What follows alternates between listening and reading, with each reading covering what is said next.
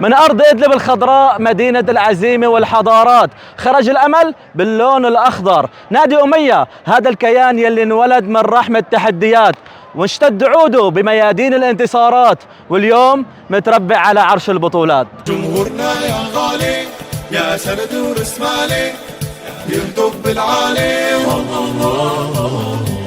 أمية نادينا أبطال المدينة وكرمال الجينا،